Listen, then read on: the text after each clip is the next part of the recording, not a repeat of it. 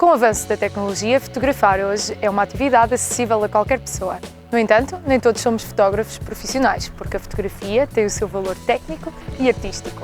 Há aspectos que devem ser valorizados no momento de tirar e analisar uma fotografia. E para que o saibas fazer, no episódio de hoje vamos falar sobre fotografia.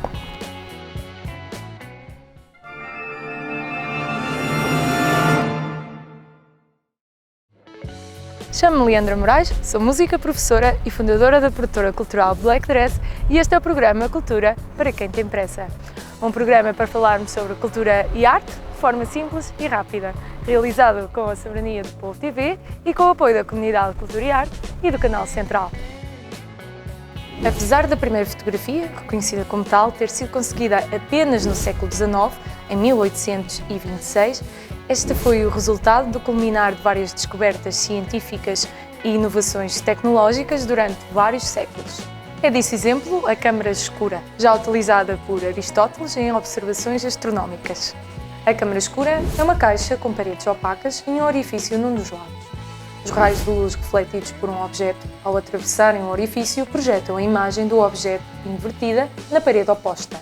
Esta inversão acontece porque os raios de luz se propagam em linha reta. Quanto mais pequeno for o orifício, mais nítida é a imagem refletida. Este princípio esteve na base da invenção da fotografia. Poucos anos após ter conseguido a primeira fotografia, surgiu o daguerreótipo. Este foi comercializado ao público geral e só foi substituído por aparelhos mais avançados 20 anos depois. No final do século XIX, a fotografia já se tinha tornado um produto de consumo. Em 1888, surge a marca Kodak.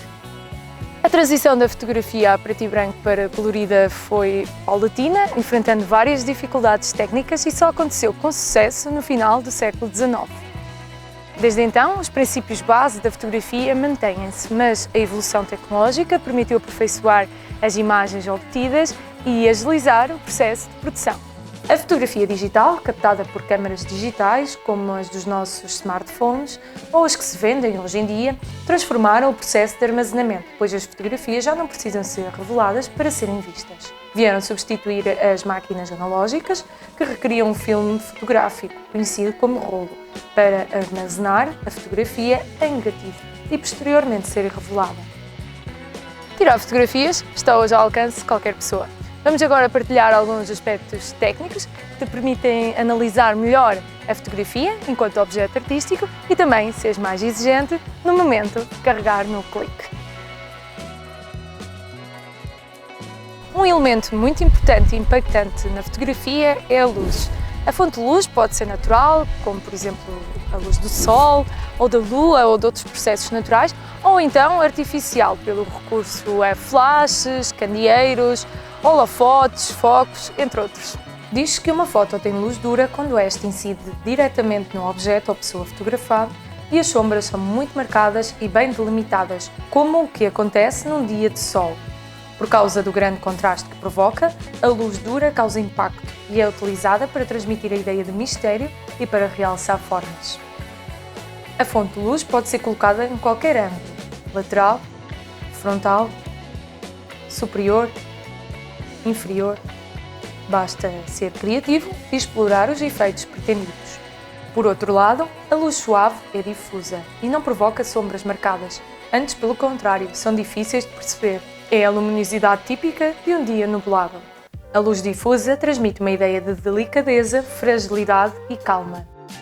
Estes dois tipos de luz conseguem-se alcançar através da combinação do tamanho da fonte de luz, a distância e o ângulo em que se encontra. Pode-se também explorar o efeito de contraluz, quando a fonte de luminosidade é colocada atrás do objeto fotografado.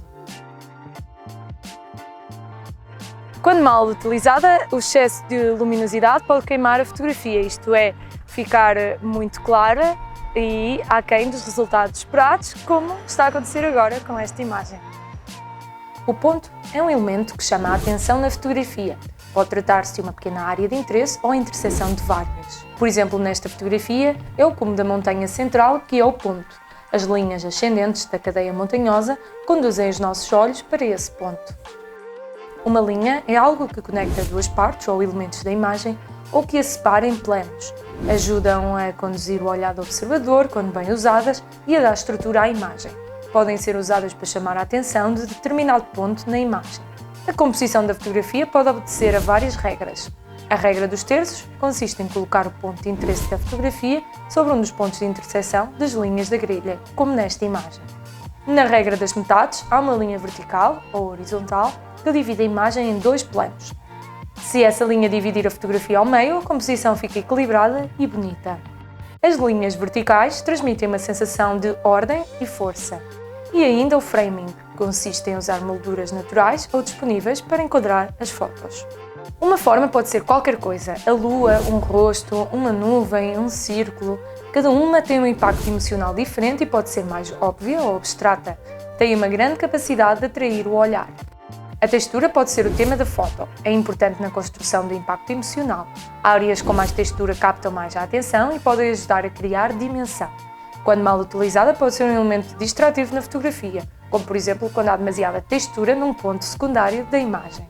A cor tem grande impacto na composição da imagem. Cada cor traz uma bagagem emocional associada. As cores quentes, como o vermelho, laranja e amarelo, são ativas e transmitem movimento e entusiasmo. As cores frias, como o verde, o azul e o violeta, são mais calmas e transmitem mais gentileza e conforto. Estão também associadas a ambientes de pouca luz.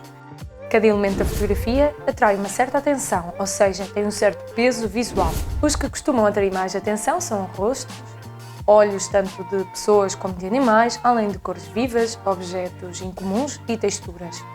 Equilíbrio refere-se à disposição do peso visual na fotografia. Fotografias com níveis semelhantes de peso visual em cada metade tendem a ser mais equilibradas.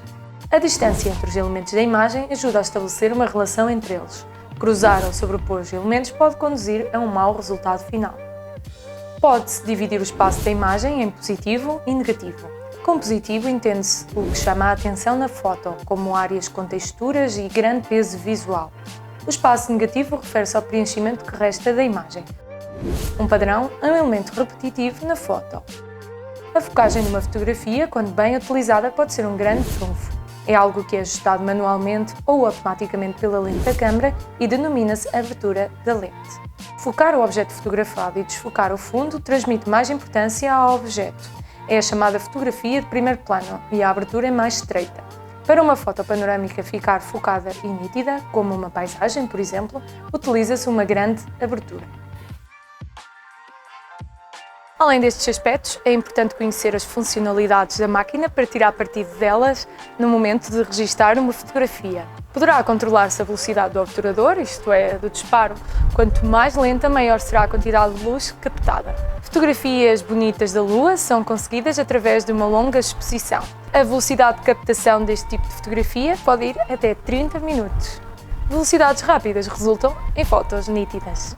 E há ainda o ISO, a sensibilidade do sensor à luz.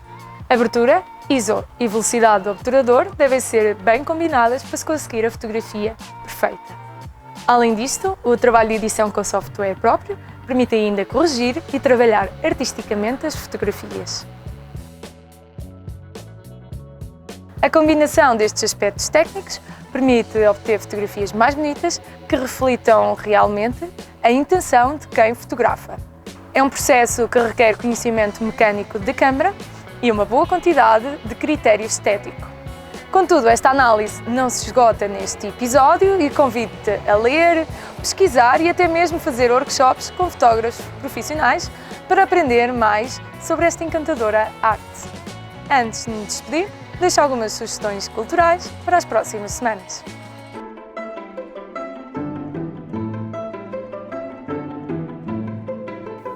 No dia 4 de novembro, no auditório do Centro de Artes de Águeda, poderás assistir à ópera de Verdi La Traviata. Inserido nos festivais de outono, decorrerá um concerto do grupo Choro de Aveiro, na Casa do Adro, no dia 9 de novembro. No dia seguinte, 10 de novembro, no Café-Concerto do Centro de Artes de Águeda, Captain Boy apresenta o seu disco Domingos Lentos.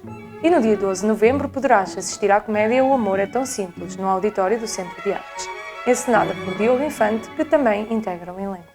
Poderás visitar a exposição Pedro Calapés, deste espaço iluminado e obscuro, com curadoria de Joana Valsacina, que está patente no Museu de Aveiro Santa Joana. No dia 3 poderás assistir à nova criação da Dorfeu, Coletânea Estefânia, no Cine Teatro Alba, em Albergaria à Velha. Está de volta o Milha, Festa da Música e dos Músicos de Ilhavo, entre os dias 4 e 6 de novembro, com concertos de Jacinta, Sara Valente e Rui Pereira, Perpétua, Ensemble 23 Milhas, entre vários outros espetáculos.